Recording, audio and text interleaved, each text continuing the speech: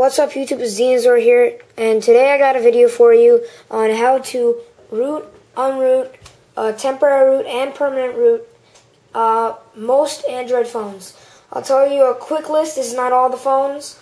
A quick list is Droid X, Droid 2, Droid, I believe Samsung Galaxy phones, and there are a lot more that do work. The newer phones, like really new phones, probably don't work. Like I doubt the Nexus S works. You might want to try it. I don't know. This was on the market just like Root, but instead this was on the market and it was completely free. And they decided to take it off after somebody told Google that this app actually rooted their phone. It was actually surprising that they didn't take it off immediately. It actually stayed on for longer than 2 months. So that was pretty good for all the people that got it in the nick of time. But for those of you out there, there is still a way to get it online and then just get it on your phone. Because as you know, Android lets you download things from the internet and just launch them as apps. So you could load the website on your Android device, go to the download link, download it in your browser downloads, open it up, install it, and then you have the app downloaded but not using the market. So that's a quick way how to get it. You can go to websites like forshare.com. I'll give you a link in the description. I'll give you several links so that you, if one does not work, you'll have another one to fall back on. The latest version that I have is 1.3. That has support for Droid X, Droid 2, and a bunch of other phones. A couple phones I know off the top of my head that do not work are the Droid Incredible and the Droid, HTC Evo. Maybe they changed that, I don't know. The download that I have certainly does not support those phones. But let's get into this. So, right off the bat, they let you temporary root or permanent root. Temporary root, I'm assuming, is just for people that just want to try it out, see if they like it, and then if they like it, they'll do a permanent root. Because maybe they don't want to go through all the trouble of the permanent root. Maybe they just are too afraid to do it. But either way, both are fine. They both work well. So let's just do the permanent root. And by the way, this is how the app will look when you first launch it. And you will have BusyBox installed. And on the bottom in the white text it says, "This will root your device and enable you to supply system-level access to applications that request it. BusyBox will also be installed." And then you can click About It, and it says Z4Root version 1.3.0, made by Ryan ZA.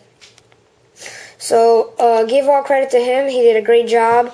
This works on 2.2. By the way, if I haven't said that. This is for 2.2, and he did a great job. The new Droid X update, yes, it does work for it.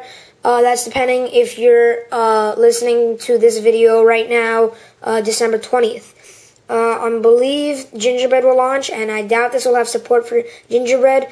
Maybe I could be wrong, but since Gingerbread is apparently a giant step up from 2.2, just like 2.2 was a step up from 2.1, I don't think it will have support. So, you probably will not have root after you get 2.3 if you get it on time. So I'm going to do the permanent root right now. It says it right here. I don't know if you can read that, but I'm clicking permanent root, and it's going to root my phone. And on the bottom it says, "You running exploit in order to obtain root access, ... and you see the loading bar. And then it says acquiring root shell. And the whole screen turns white, and your phone is going to reboot. It says rebooting in the middle of the screen. Okay, my phone just went black. Now it's turning on because of the green light. And I should see a big M in the middle of the screen right about now.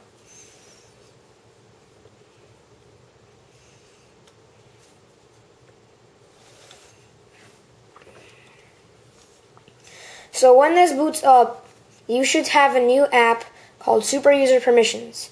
I have another video that shows another way how to root on 2.1, and I talked about it the same way that you're going to get a new app, Super User Permissions, and in that app you're going to have basically a log of every single transaction that your phone did with a app that requires root access.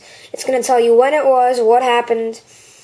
Well, it's not going to tell you what happened. It's going to tell you where, between what app it was, and that's pretty much all it's going to give you. So now if I go look in my app drawer, this is going to have to load up.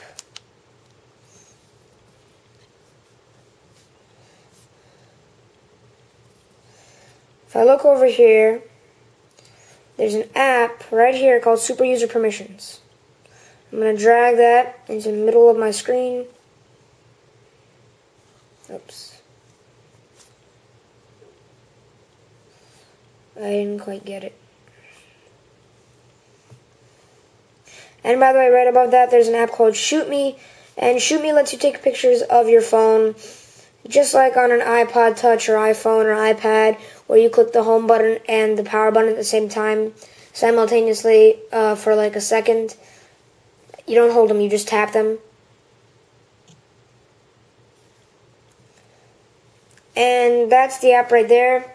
And inside, it's going to be completely empty when you get it. But since I already used this app, and I have a bunch of apps that require root, like Shoot Me, Wireless Tether, Titanium Backup, Shark, Set CPU, Root Explorer, Droid X/2 Overclock, and Droid X Bootstrapper.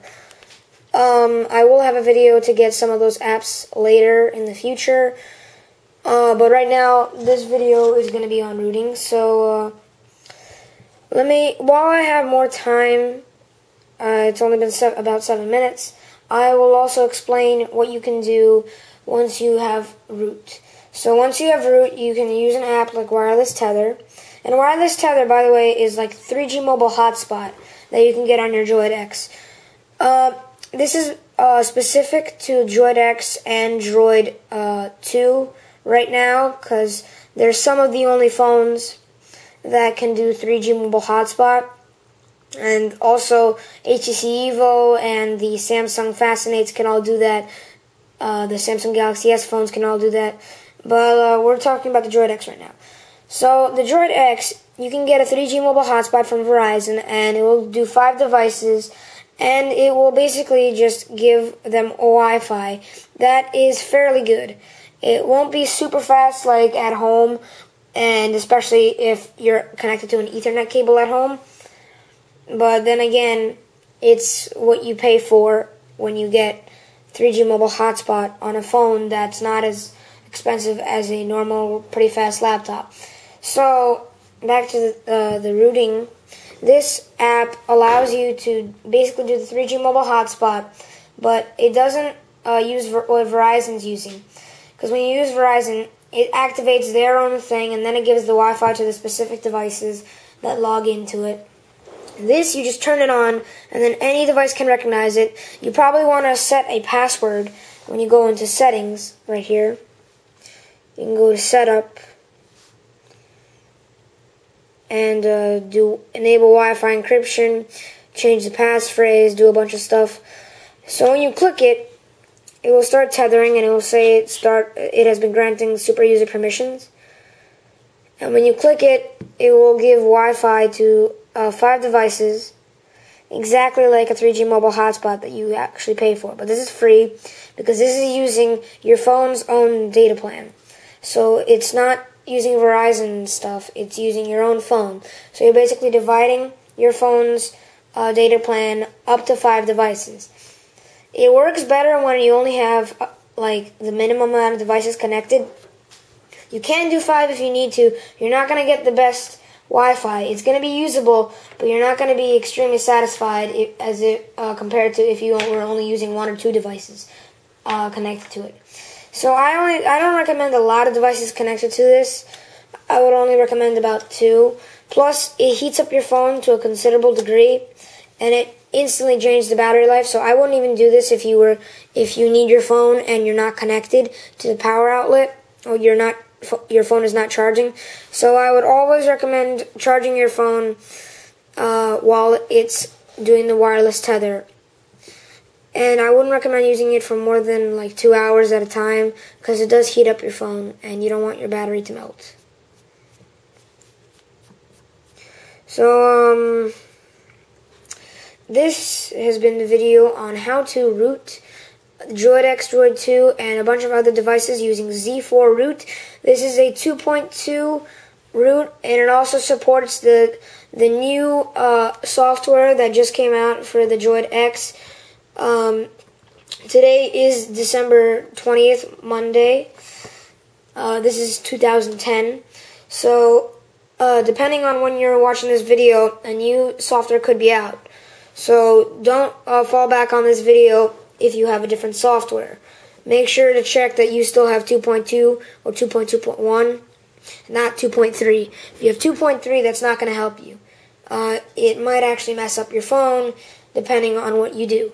So, double check the firmware you have, and after that, after you check all the stuff, make sure your phone is going to work, and you look at the list of which phones are compatible for Z4Root 1.3.0, then root, temporary root, or permanent root, and then after that, you will see in Z4Root, I will go into the application Z4Root, and instead of permanent root and temporary root, you have Reroot and Unroot.